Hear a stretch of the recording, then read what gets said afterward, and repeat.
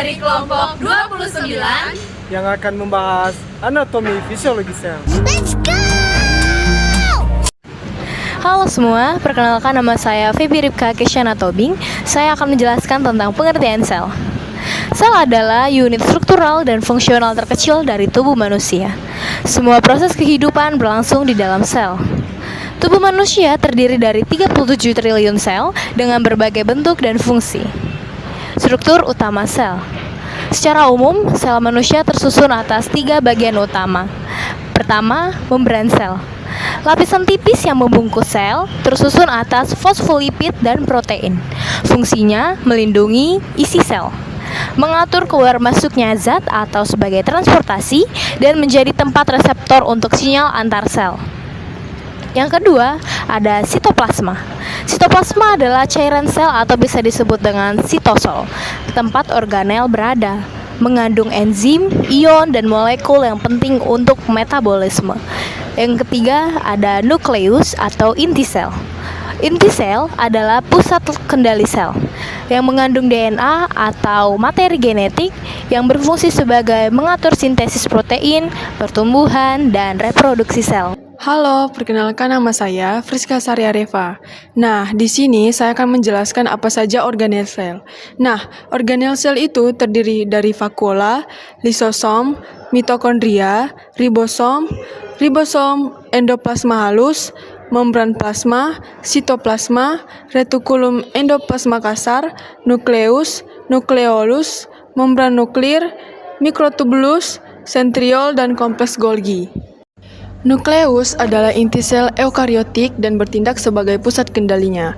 Nukleus adalah organel besar membran yang berisi materi genetik sel atau DNA yang terorganisasi menjadi kromosom. Nukleus mengarahkan semua aktivitas sel, termasuk pertumbuhan, metabolisme, dan reproduksi dengan mengatur ekspresi gen. Mitokondria sering disebut pusat kekuatan sel. Mitokondria bertanggung jawab atas respirasi seluler. Mereka mengubah energi dari molekul makanan menjadi bentuk energi yang dapat digunakan yang disebut adenosin trisulfat atau ATP. Struktur mitokondria dengan membran dalamnya yang terlipat krista meningkat luas permukaan untuk reaksi kimia penghasil energi ini. Retikulum endoplasma. Retikulum endoplasma adalah jaringan membran luas yang membentuk kantung dan tubuh di dalam sitoplasma. Ia memainkan peran penting dalam sintesis dan transportasi protein dan lipid.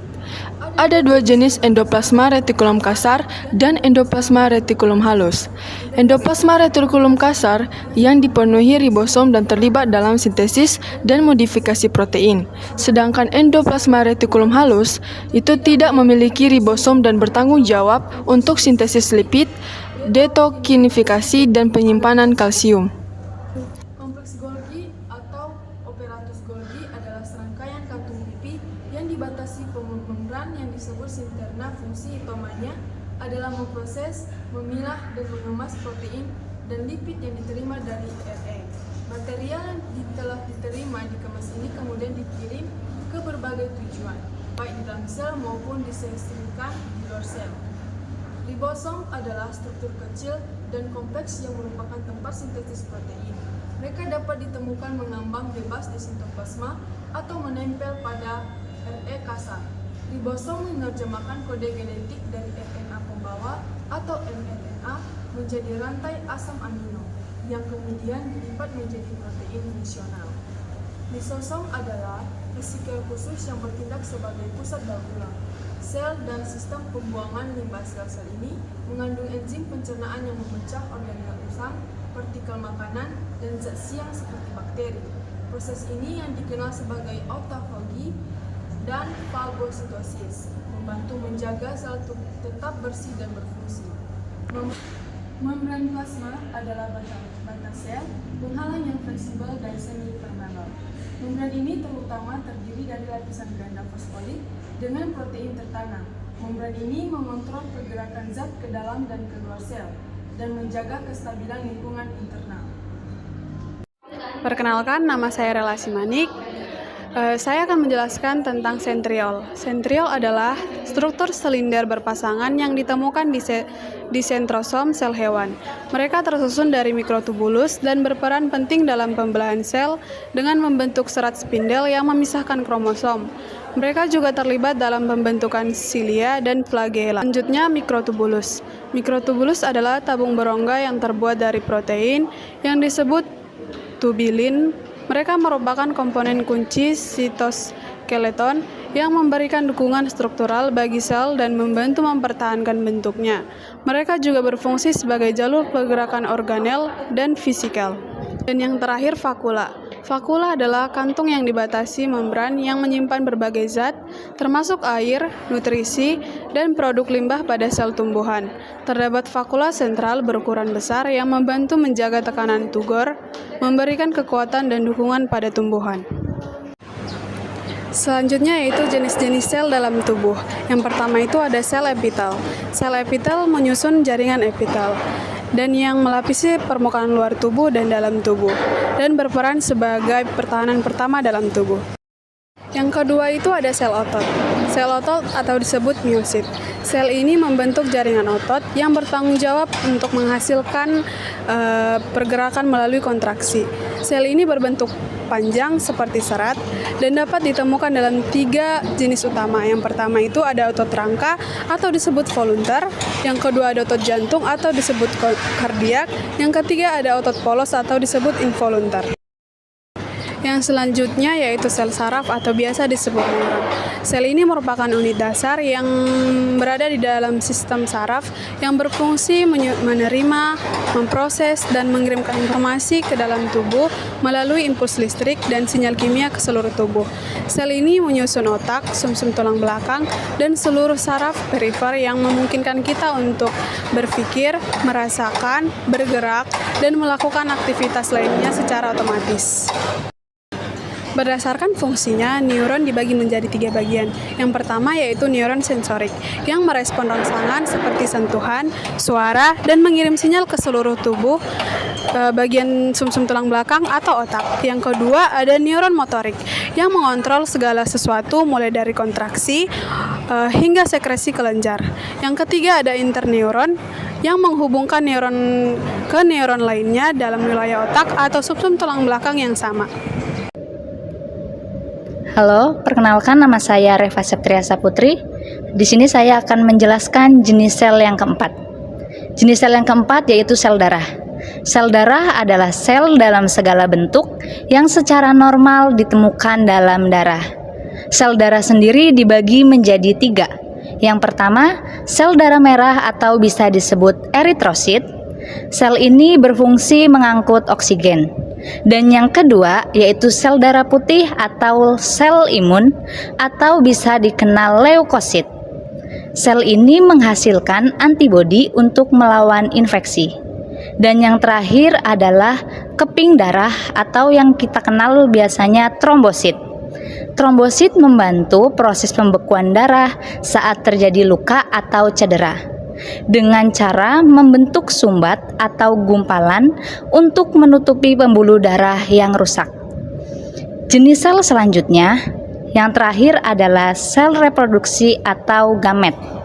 Sel reproduksi ini adalah sel kelamin. Jika pada pria yaitu sperma atau spermatozoa, dan pada wanita disebut dengan sel telur atau ovum, yang membawa materi genetik dalam proses reproduksi seksual untuk diwariskan ke individu baru atau ke generasi berikutnya. Halo, perkenalkan nama saya Hadirin Rata. Di sini saya akan membahas pengertian fisiologi sel dan fungsi utama sel. Yang dimana yang pertama saya bahas itu adalah fisiologi sel. Fisiologi sel adalah ilmu yang mempelajari bagaimana sel menjalankan fungsi kehidupannya, mulai dari metabolisme hingga reproduksi. Ini mencakup bagaimana sel berfungsi, sebagaimana sel berinteraksi dengan lingkungannya, dan bagaimana berbagai proses biologis, fisik, dan biokimia seperti transportasi membran, metabolisme, dan respon terhadap rangsang terjadi di tingkat seluler.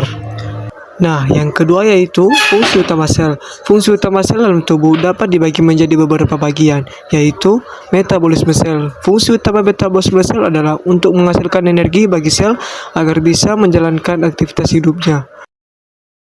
memperbaiki dan membangun sel-sel baru, beserta membantu mencerna makanan dan membuang limbah.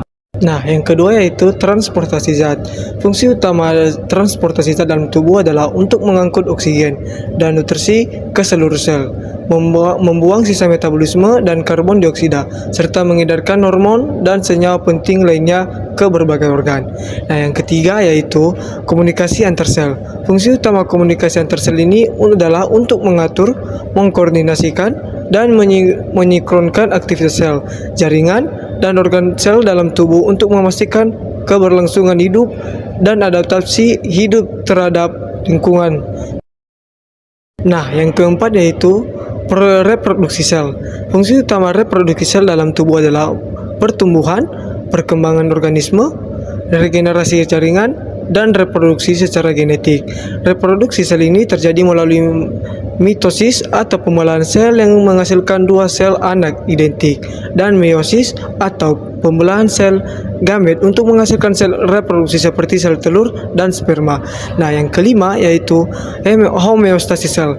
Fungsi utama homeostasis sel adalah untuk menjaga lingkungan internal sel tetap stabil dan optimal agar semua proses metabolisme dan hidup sel dapat berjalan dengan baik.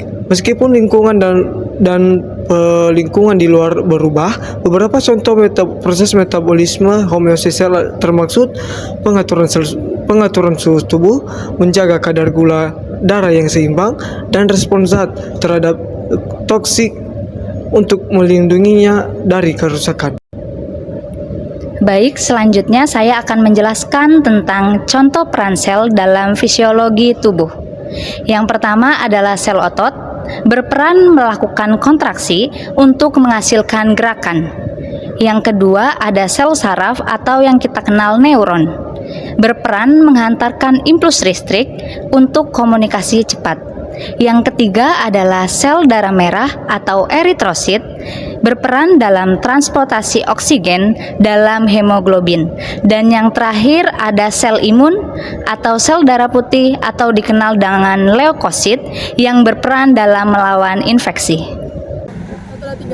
Sekian dari kelompok 29. Terima kasih. See you.